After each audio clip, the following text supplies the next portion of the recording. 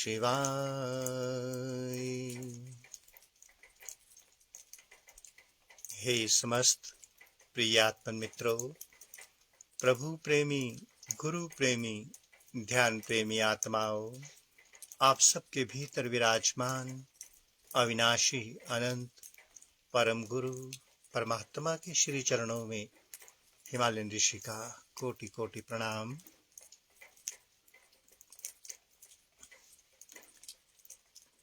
प्यारे साधकों, प्यारे मित्रों, जब हम अपने जीवन का निजी अनुभव शेयर करते हैं, उसका आनंद ही कुछ और है। इस प्रकृति में परमात्मा ने हमें ऋषि मुनियों के माध्यम से अनेकों शास्त्र ज्ञान उदाहरण प्रसंग प्रदान किए, हमारी प्रेरणाओं के लिए, ताकि हम आगे बढ़ सकें।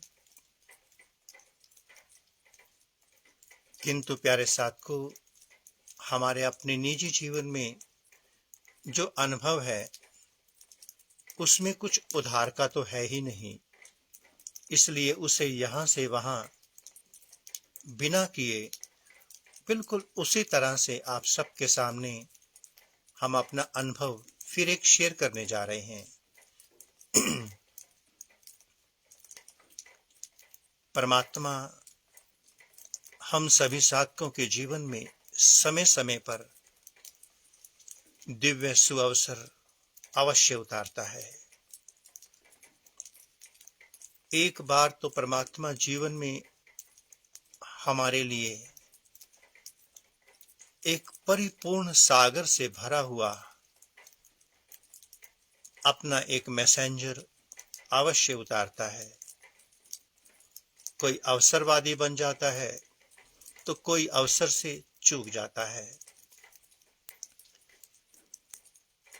हम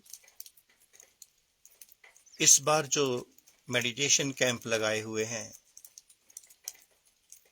रात्रि का मेडिटेशन ही क्यों हमने चुना इस बार, थोड़ा उस और अपने जीवन का अनुभव शेयर कर रहे हैं। प्यारे मित्रों, हम जब इस मार्ग पर उतरे ही थे, 1991 की बात है, परमात्मा ने इतनी बड़ी कृपा की। कभी कभी साधक को शुरू में चांस देता है परमात्मा, कभी बीच में, कभी अंत में, कभी कहीं, ये तो उसकी व्यवस्था है, वही जाने। किंतु जो प्यासे होते हैं, जिनका उद्देश्य लक्ष्य परमात्मा होता है, वो किसी भी कीमत पर उस आत्मा की आवाज को चूकने नहीं देते। उस समय तो हम अनजान थे, बालक थे। उस समय हमें समझ नहीं थी। अभी हमने अध्यात्म की राह पर कदम रखा ही था। मां की पेट से तो कोई विवेक, ज्ञान, बुद्धि, सद्बुद्धि कोई विरला ही लेके आता होगा, जो कई जन्मों का तपस्वी होगा, योगी होगा। वही ही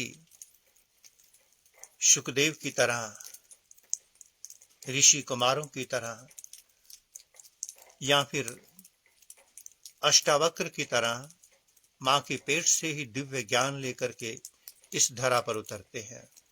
किंतु ऐसे विरले होते हैं। हमने जब इस राह पर कदम रखा, प्यारे साधकों, प्यारे मित्रों, उस समय 1991 से लेकर 1998 तक का समय हमारे लिए स्वर्णिम अवसर था। एक सागर को पी पाना हमारी योग्यता नहीं, हमारे बस में नहीं। इसलिए परमात्मा किसी संत के भीतर वो सागर उतार करके साधक के लिए हाजिर होता है, स्वयं परमात्मा।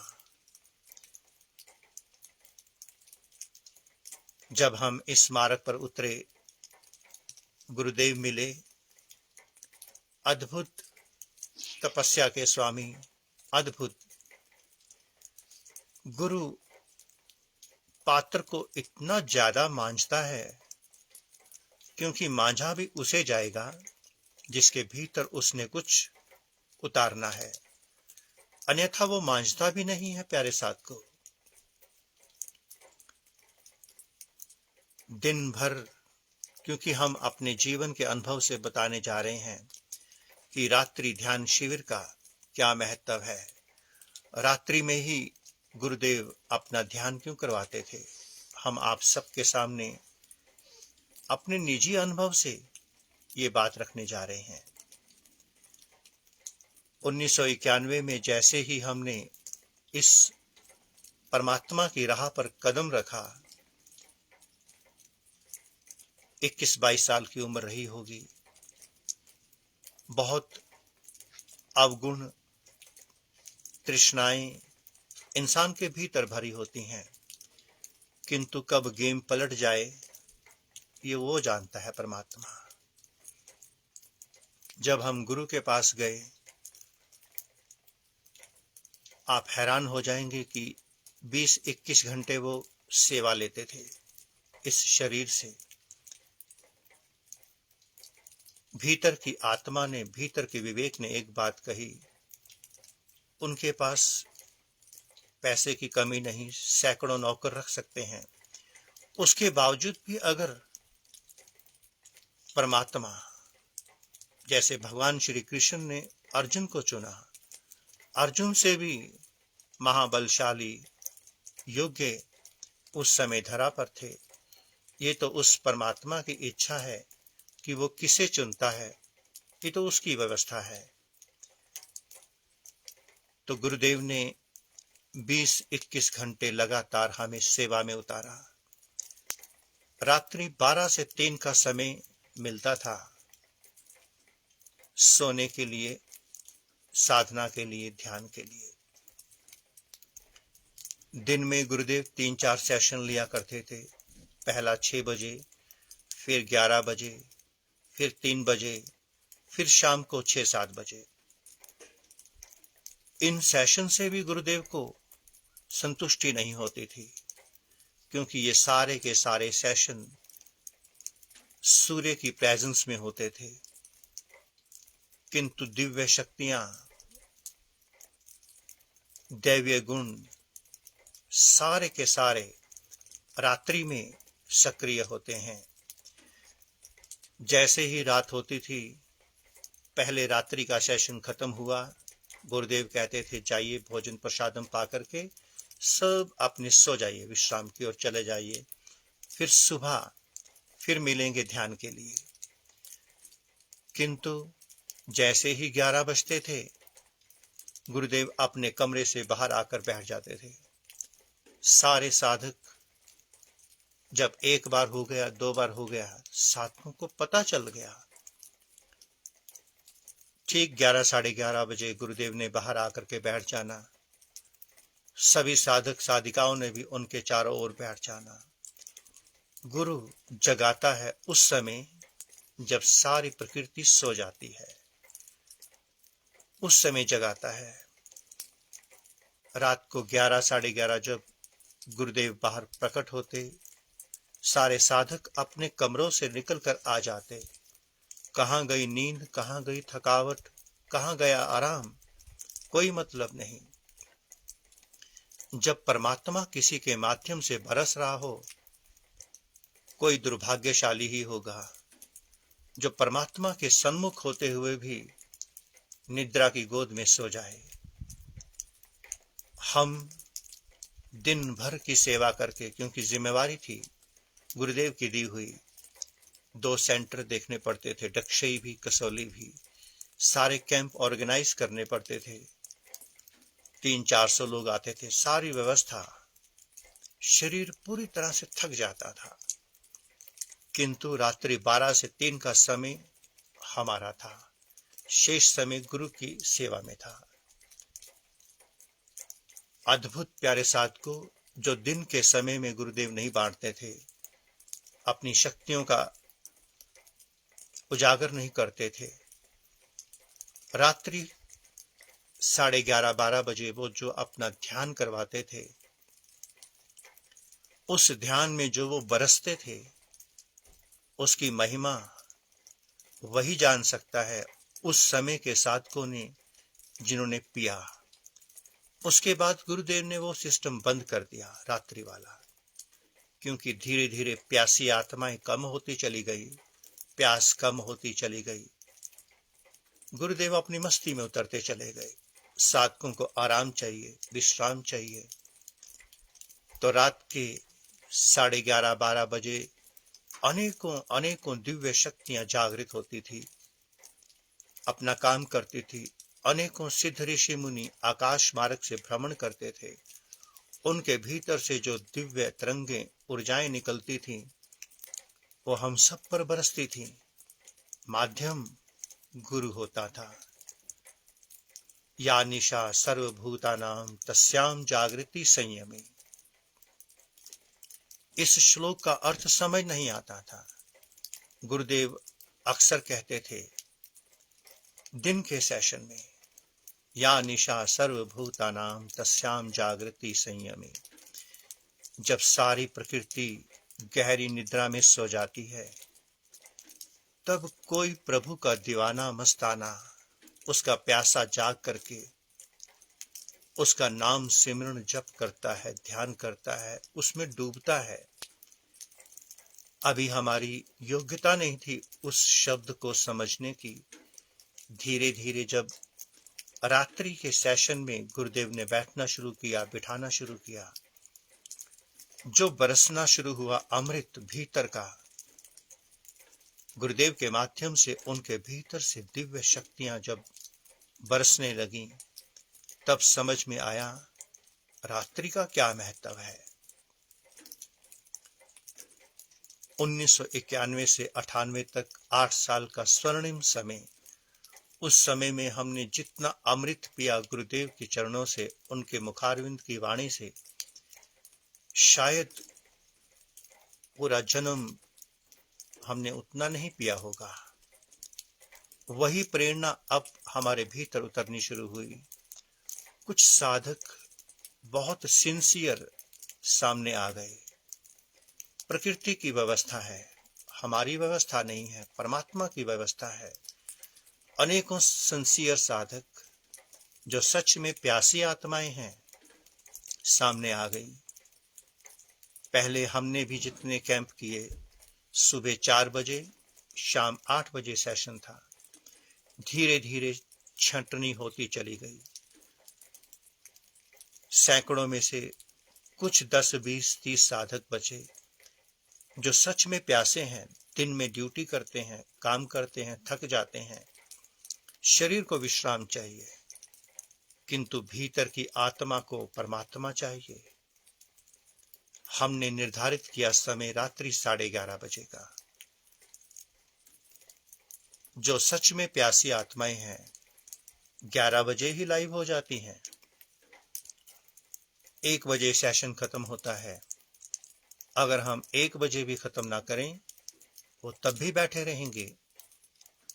एक हमारे नए विश्व हिमालयन डिवाइन मेडिटेशन ट्रस्ट के ऑर्गेनाइजर अमित कुमार जी,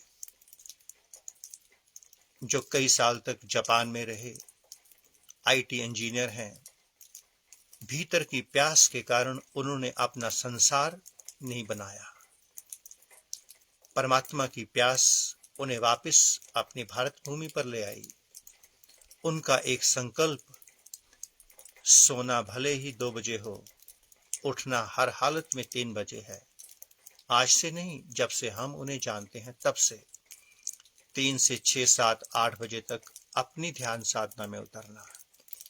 हमने अभी कुछ समय से उनको सेवा दी, मेडिटेशन ऑर्गेनाइजर बनने की। बने, सेवा उन्होंने शिरोधार्य की। रात को कभी 1:30 बजे सेशन खत्म होता है, कभी 1 बजे। आधा घंटा और चाहिए सोने के लिए। 2 बजे सोते हैं वो। 3 बजे अपने नियम के अनुसार उठ करके केवल 1 घंटा विश्राम इस शरीर को मिल रहा है, क्योंकि आत्मा उस परमात्मा की प्यासी है। इसलिए कई जन्म सोए, कई जन्म, एक जन्म मिला जागने के लिए। हम साधक उस समय परम भाग्यशाली होते हैं जब हम किसी सद्गुरु के सानिध्य में बैठ करके रात्रि ध्यान भजन साधना में उतरते हैं। उस समय गुरु प्यारे साथ को एक हम भी अपने जीवन का रहस्य खोलें। जैसे गुरुदेव छुपा रुस्तम थे, क्योंकि अंश तो उन्हीं का ही है भीतर। जितने भी कैंप हमने दिन में लिए, दिन के समय में सुबह 4 बजे, शाम 8:30 बजे, 8 बजे, हमने अपनी सारी शक्तियों को लॉक रखा। अपनी शक्तियों को यहां से वहां नहीं जाने दिया, क्योंकि वो शक्तियां अद्भुत हैं, तपस्या से प्राप्त होती हैं। ऐसे समय में वो शक्तियां नहीं दी जा सकती। जैसे ही हमने रात्रि शिविर शुरू किए, साधक सच में सिंसियर सामने आ गए। उसी समय हम अपनी सारी भीतर की शक्तियों को भी खोलते हैं और लाइव टेलीकास्ट उनको प्रामाणिकता के साथ अनुभव भी होता है कि हाँ, ऋषि मुनियों के पास तपस्या थी, शक्तियां थी, ऊर्जाएं थी। ऋषि मुनि कहीं भी बैठकर कहीं से भी ट्रांसमिट कर सकते हैं। जैसे सैटेलाइट हजारों मील दूर, सुनने वाला हजारों मील दूर बैठा है। जब हमारे विज्ञान के यंत्र काम कर सकते हैं 10,000 किलोमीटर दूर तक, तो भीतर के यंत्र तो उससे भी स्ट्रॉन्ग है। हम अभी रात्रि के दूसरे शिविर में ये बताना शुरू किया कि सच में ऋषियों के पास शक्तियां थी, किंतु वो कब उजागर करते थे? या निशा सर्वभूतानाम, जब सारी प्रकृति सो जाती है, तब केवल वही जागेगा जिसे केवल परमात्मा चाहिए। 3 लोग रात्रि के समय में जागते हैं प्यारे साथ को। 3 लोग, 2 का हमें कोई लेना देना नहीं। एक भोगी वासनाग्रस्त इंसान, दूसरा रोगी जो हाय हाय में अपने कर्मों से तड़पता है, तीसरा योगी, भोगी रोगी योगी। तीनों रात्रि में जागते हैं। जो परमात्मा का प्यासा है, परमात्मा की प्यासी आत्मा है, जिसका उद्देश्य आत्मज्ञान को उपलब्ध होना है, उसके नेत्रों में नींद कहाँ, विश्राम कहाँ?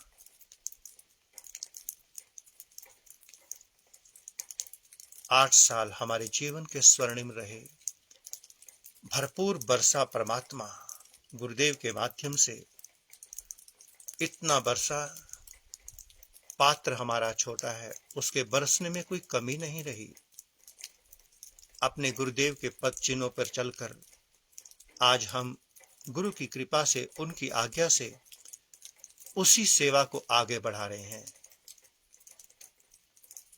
इस 30 साल के सफर में हम चाहते तो बड़े बड़े प्लेटफॉर्म खड़े हो जाते, किंतु गुरु ने जो भीतर प्लेटफॉर्म खड़ा किया है, एम्पायर खड़ा किया है, सारे संसार की संपदा देकर भी नहीं हो सकता। हमारे ऋषियों ने हमें मंत्र दिए, मंत्रों में अथाह शक्तियां हैं प्यारे साथ को, अथाह शक्तियां। अभी कुछ समय से हमने भगवान शिव के दिव्य संजीवनी महामृत्युंजय मंत्र से एक प्रयोग करना शुरू किया, जिसका हमें तो पता ही है। महामृत्युंजय संजीवनी मंत्र ऐसा ब्रह्मास्त्र है, उसे इस प्रकृति के किसी भी दिशा में चलाया जा सकता है, उपयोग किया जा सकता है। उस मंत्र के माध्यम से इस शरीर का कोई भी रोग हो, असाध्य रोग, दूर किया जा सकता है। आप उस मंत्र से अपने भौतिक जीवन को संवार सकते हैं, परमात्मा के साकार स्वरूप को प्रकट कर सकते हैं। इस 25 दिवसीय महाशिवरात्रि के शिविर में आज तीसरा दिन होगा। साधकों ने मंत्र हमने 15-20 मिनट शुरू के मंत्र के रखे कि सभी मिलकर के हमारे सामने बैठकर, आमने सामने बैठ करके, जब आप आमने सामने नहीं हैं, सूर्य सामने नहीं है, प्रकाश कैसे मिलेगा? आमने सामने बैठ करके जब हमने उस मंत्र को सभी को करने को कहा, विधि बता दी, नियम बता दिया, सारा सिस्टम बता दिया, उसके बाद जब वो मंत्र की एक माला पूरी होती है, उस माला को जब हम जल में डलवाते हैं, प्रमाण है कि अभिमंत्रित माला जब वो जल में प्रवेश करती है, सारी मंत्र की शक्तियां उस जल में प्रवेश करती हैं, उस जल का रंग बदल जाता है।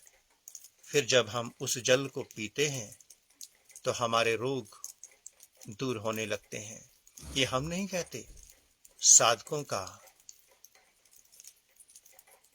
रिव्यू है, उनके उत्तर है, उनके प्रमाण है। क्या रंग बदलता है, क्या नहीं बदलता, वो तो वही साधक जानते हैं जो इस शिविर में हैं। फेसबुक पर तो केवल हम प्रेरणा देते हैं, उत्साहित करते हैं, रास्ता दिखाते हैं, किंतु जो वास्तविक दिव्यता है, अनुभूति है, प्रैक्टिकल है, वो इस प्रकार से उजागर नहीं की जा सकती। प्यारे साधकों, जो भी साधक इस ध्यान शिविर में हैं या इससे पिछले 25 दिवसीय ध्यान शिविर में थे या रात्रि के 9 दिन का शिविर लगाया था, अभी तुरंत उन्होंने क्या पाया उससे तो वही जानते हैं, केवल वही साधक, बाहर का कोई नहीं जान सकता।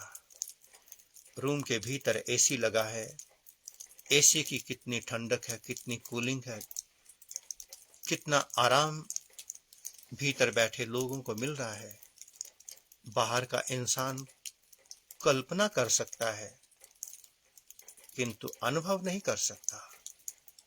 जो भीतर बैठा है वही अनुभूति कर सकता है। गुरु कृपा से जो मिला, जो रास्ता मिला, जो दिव्य शक्तियां हमें मिली, जो स्वर्णिम अवसर हमें मिला, हमने अपने हाथ से नहीं जाने दिया, किंतु साधक कभी कभी मन के वशीभूत होकर, विवेकहीन होकर के अवसर को खो बैठते हैं। और परमात्मा एक बार केवल जीवन में अवसर देता है। हमने गुरुजनों के श्री मुख से सुना कि द्वार पर भाग्य आकर के स्वयं खड़ा हो जाता है, एक बार नोक करता है। अगर आपने द्वार खोल दिया, अवसरवादी बन गए, तो आप भाग्यशाली। अन्यथा भाग्य जब चला जाता है, फिर आप द्वार खोलेंगे, कुछ नहीं होने वाला। एक छोटा सा एग्जाम्पल भगवान श्री कृष्ण के माध्यम से आप सब तक पहले भी कहा, फिर से सुना देते हैं, केवल प्रेरणा के लिए। द्रौपदी स्नान कर रही थी। योगेश्वर भगवान श्री कृष्ण सर्वात्मा, अंतर्यामी परमात्मा बड़े विचित्र हैं। वो ऐसे समय पे आपके द्वार पर आएंगे, या तो आप अनुकूलता के मायाजाल में उलझे होंगे या प्रतिकूलता की चरम सीमा पर होंगे। परमात्मा भी इतनी आसानी से आपके द्वार पर दस्तक नहीं देता। द्रौपदी स्नान कर रही थी, कृष्ण ने आकर के ठक ठक कर दिया। अंतर्यामी सर्वात्मा योगेश्वर भगवान श्री कृष्ण भविष्य में जानने वाले देख लिया। द्रौपदी ने 1 सेकंड नहीं लगाया, द्वार खोल दिया। इससे पहले कि द्रौपदी और श्री कृष्ण मिलते, श्री कृष्ण ने अपना दुपट्टा द्रौपदी पर फेंक दिया। ताकि उसका तन ढक जाए। द्रौपदी ने आकर के भगवान श्री कृष्ण के चरणों में प्रणाम किया। भगवान श्री कृष्ण ने एक बात कही, बड़ी सुंदर बात कही कि द्रौपदी, तू इतनी बड़ी होगी, तुझे लाज नहीं आती? कम से कम वस्त्र तो पहन लिए होते।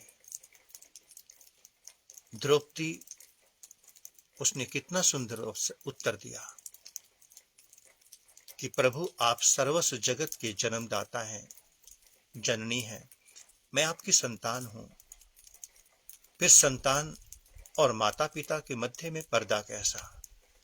दूसरी बात, मैं आपको जानती हूं, आप योगेश्वर भगवान हैं, नारायण के स्वरूप हैं।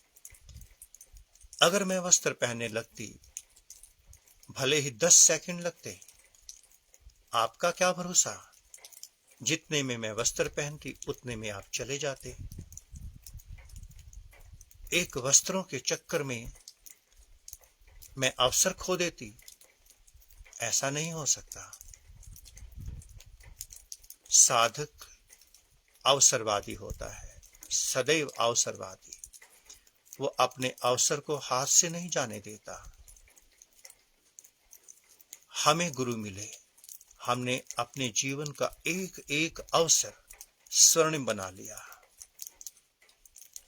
भले ही हम थके होते थे, 20-21 घंटे का सेवा करना कोई गुरु कृपा थी तभी होता था, 3 घंटे विश्राम के, नींद के, किंतु उसी 3 घंटे में वो सामने प्रकट हो जाए परमात्मा बरसने के लिए, और मैं अपनी थकावट का सहारा लेकर सो जाऊं, तो परमात्मा तो सौभाग्य उदय करने आया ही था मेरे द्वार पर।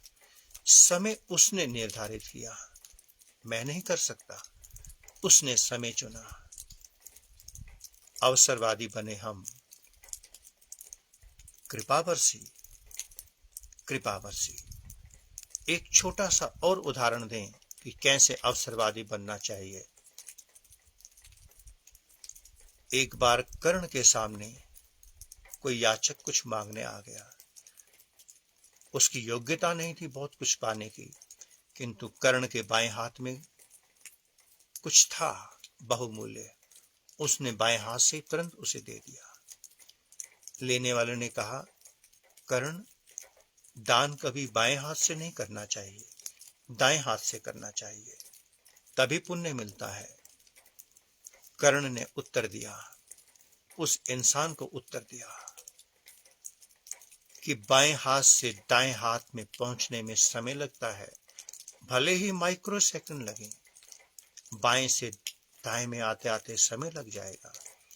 इतने में मन अपनी गेम खेल जाएगा। इस इंसान की तो इतनी योग्यता नहीं, इसे इतना क्यों दिया जाए? फिर मैं अपने कर्म से वंचित हो जाऊंगा मन के कारण। दूसरी बात, जिसे कुछ लालसा है पुण्य कमाने की, वो सिस्टम से चलेगा।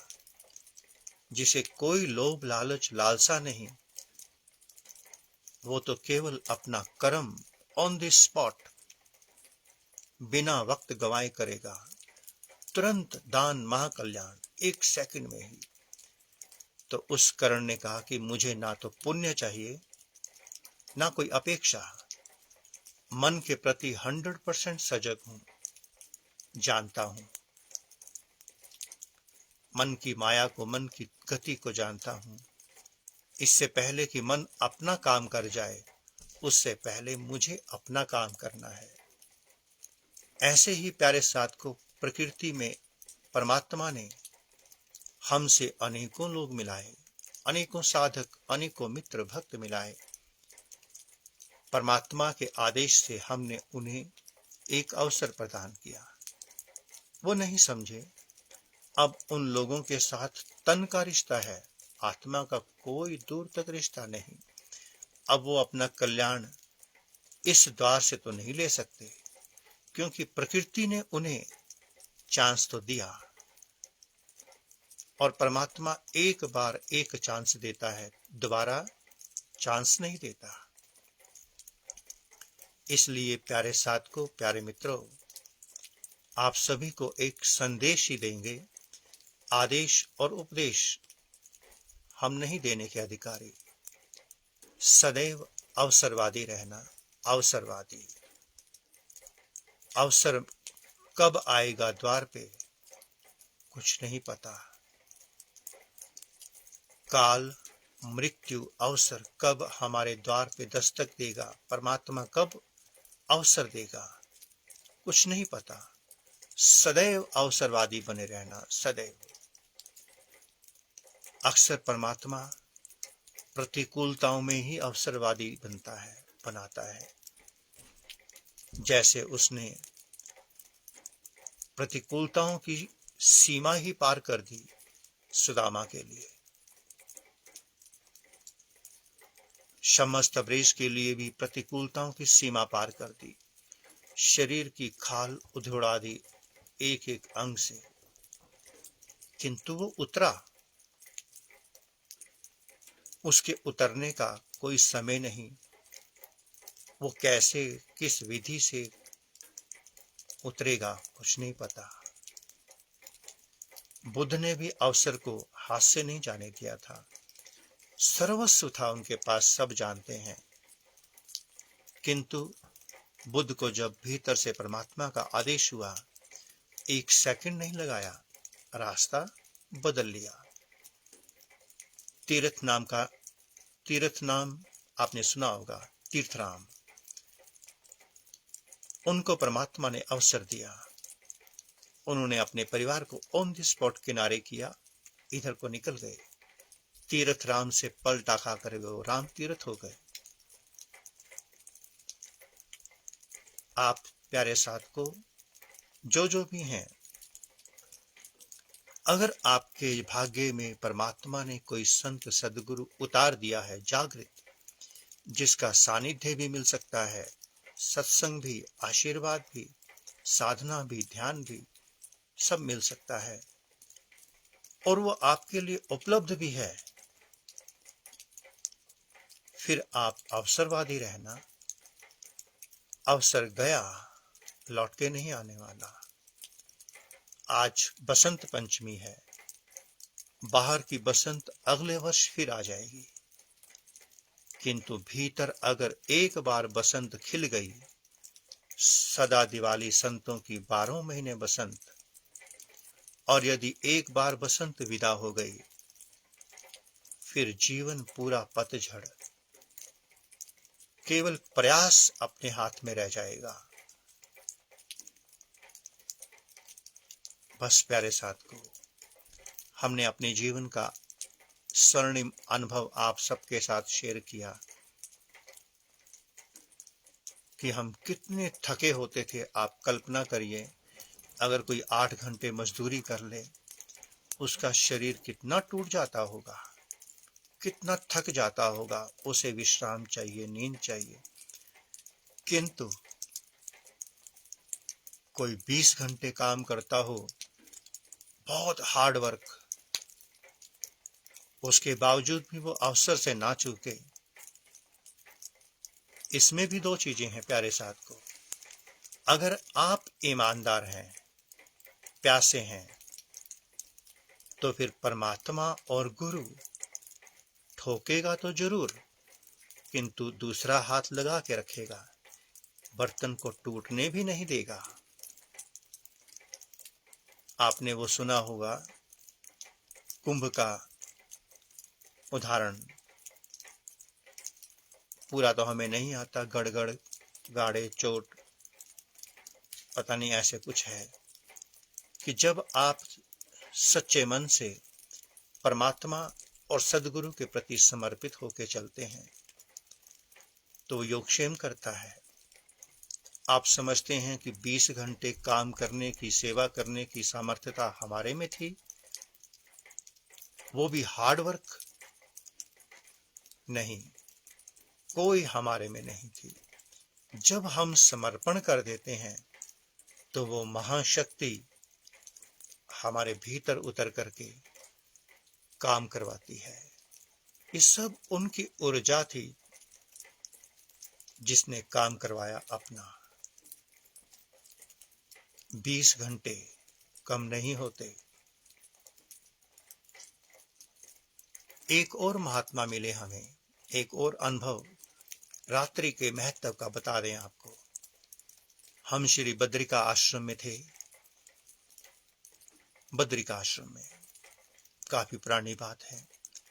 वहां बड़े बड़े तपस्वी योगी संत ठीक रात को 11:30-12 बजे तप्त कुंड पर स्नान के लिए चले जाते हैं। नहा धो करके अपनी अपनी कुटियाओं पर या जहां मन करे ध्यान में उतर जाते हैं। हम भी ऐसा ही करते थे। एक बार हमारी नींद नहीं खुली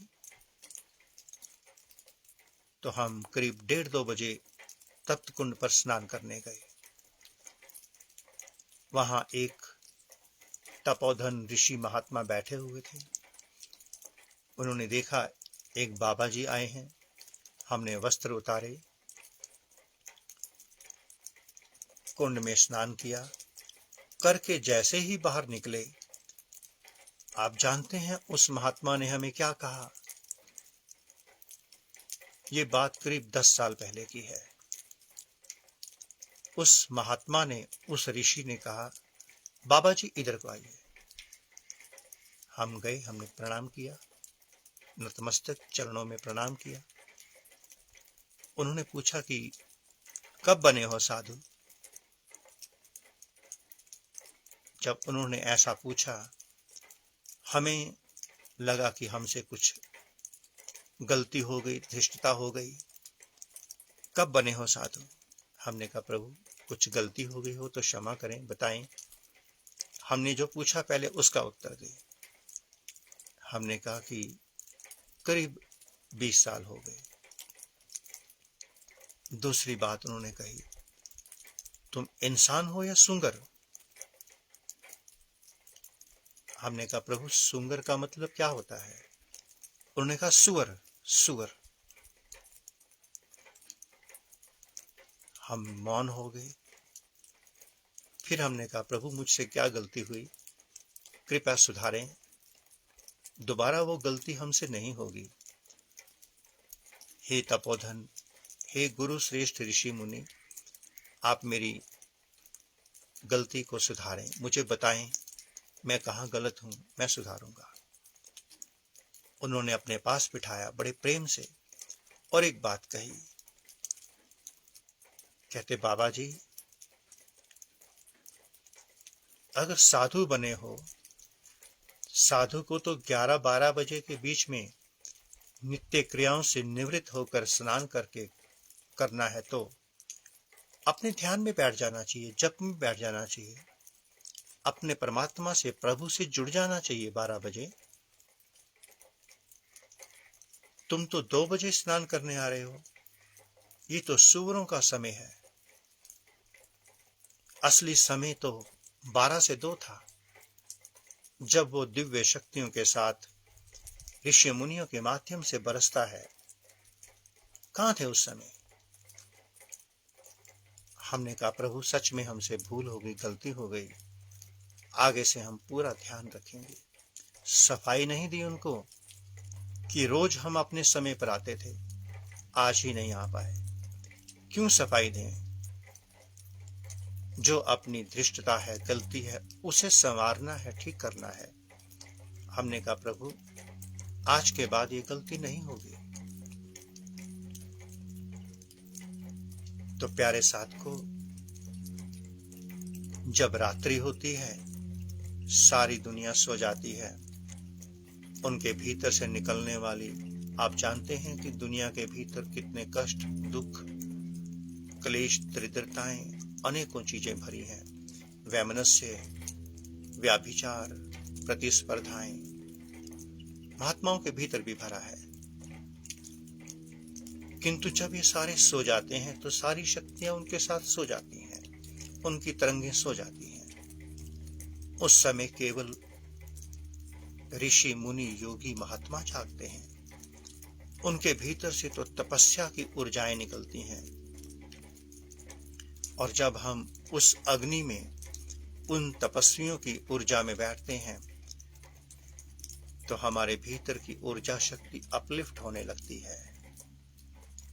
हमने उन महात्मा को क्षमा याचना कहा, प्रणाम किया।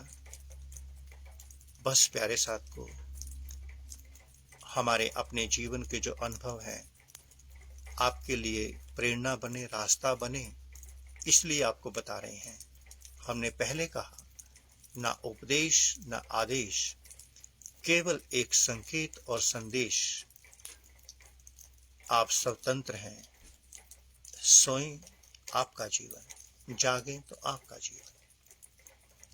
ओम नमः शिवाय। पुनः से आप सबके भीतर विराजमान अविनाशी अनंत परम गुरु परमात्मा के श्री चरणों में हिमालयन ऋषि का कोटि कोटि प्रणाम और संपूर्ण ब्रह्मांड में विराजमान समस्त देवी देवताओं, समस्त ऋषियों, मुनियों, गुरुजनों, संत महापुरुषों की ओर से आप सबको शुभ आशीष, शुभ मंगल कामना। ओम नमः शिवाय।